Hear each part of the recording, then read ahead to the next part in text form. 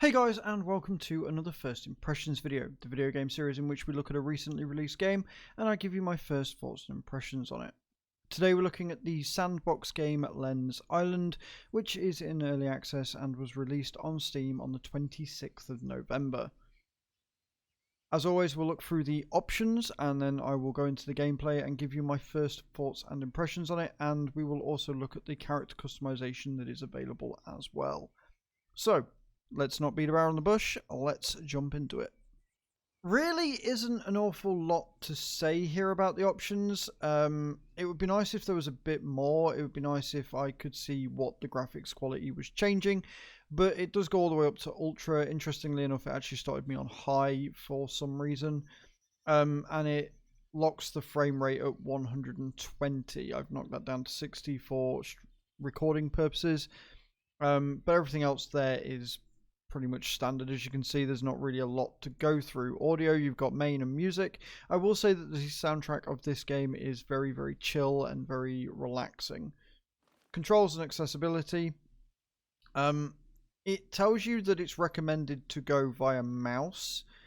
I don't know how it is using WASD, but from mouse there are a few things that are a bit finicky, and there isn't a tutorial in the game, so you want to be familiarizing yourself with the controls because you're going to be checking back on it. It doesn't explain anything, it just drops you straight into the game, but we'll discuss that in a second. Let's look at your starting options and the character customization. Okay, so this is your character creation screen. You don't get to choose a name or anything other than the world that you live on. That is very similar to Terraria and other sandbox games of this type. However, you can opt to go before controller soon when that is released. Mouse, which is what the developer recommends, and then WASD. Once you've selected your controller type, simply click next, and then you get to choose where you're from. This basically looks like it gives you a preset for the ethnicity of the character. So you've got Jaro, then you've got masculine or feminine, so you can have a female, although it literally doesn't change anything else other than the hairstyle, which is, I don't know, it seems a bit lackluster. It would be nice if they added some different character models for both male and female. And then this option, which just seems, I don't even know why it's there. Does Len wear shoes? No, or definitely not. Once you've selected those options, you then load into the game, which we're about to show you. Okay, so here we are on my island. It drops you in. I think that the area is procedurally generated, but I could be wrong on that. And it's basically the same as any other of these sandbox type survival games. You have to collect resources. There is a option to gain more damage points with each swing, which will give you more damage to allow you to get through the things a bit quicker.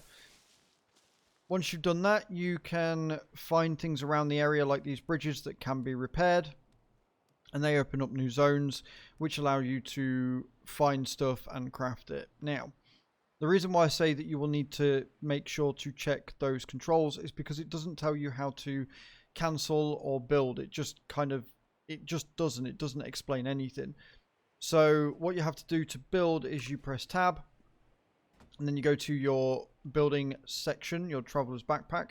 You have a number of things. You've got your buildings, you've got your usables and your farmables, you've got your utility and storage, and then you've got your decorations there as well.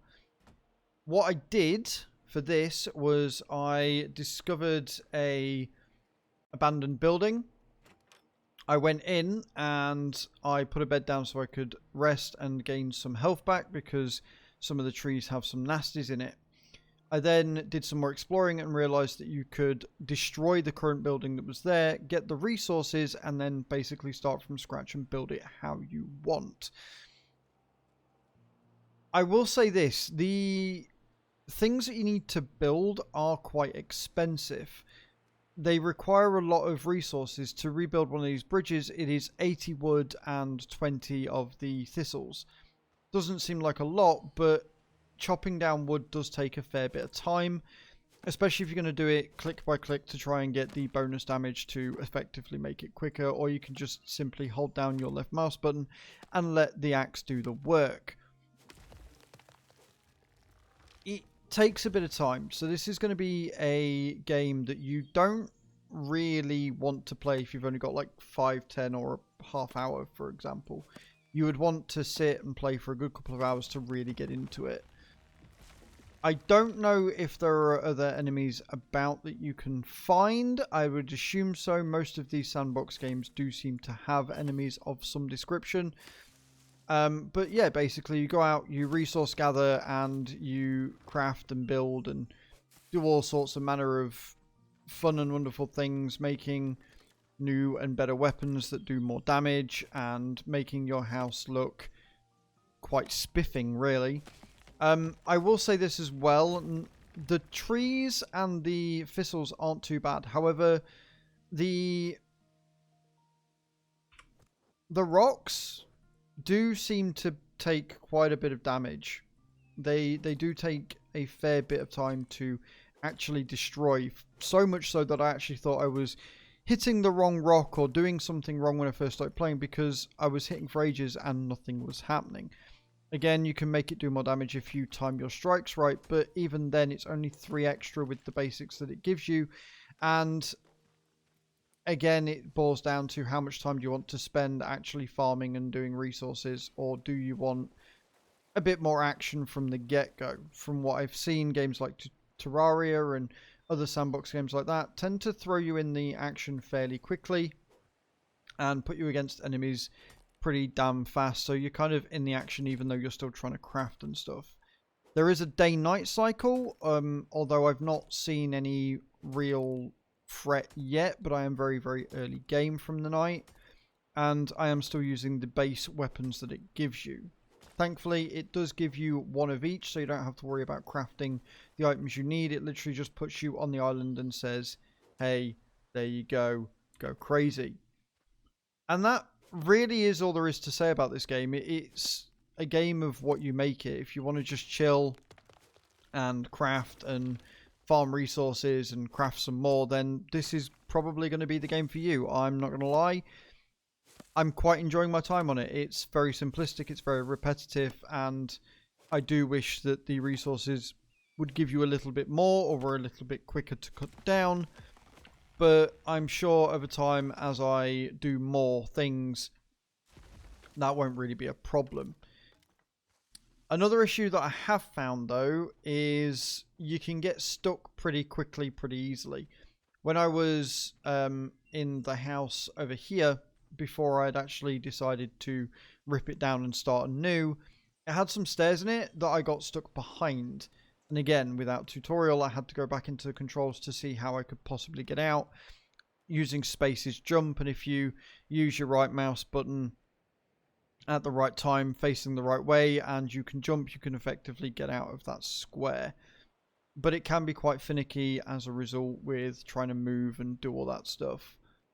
So, yeah, like, there's not really much else that I can say on the game. It's pretty standard. There's not really too much amazingly unique about this game.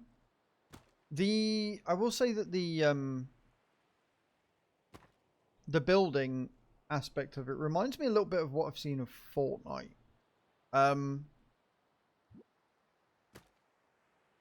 In that you just kind of point and go ahead and craft. Now, what's interesting is the way that the walls kind of disappear as you go away from them or near them. I don't know if I like that, because it can make it quite hard to figure out where it is you're supposed to be going and what you're supposed to be doing. So I don't know. I don't know how I feel about that, if I'm honest with you. But other than that, it's not terrible. You know, it's not the worst game I've ever seen. It probably won't be the best game I've ever seen either. But there you are. That is Lens Island. It is available on Steam. It is in early access, so there's hopefully going to be lots more to come. Thank you very much for watching this video. Don't forget to leave a comment in those comments down below of what you think of this game. Thank you very much for watching, and I hope to see you all next time. Ciao, ciao.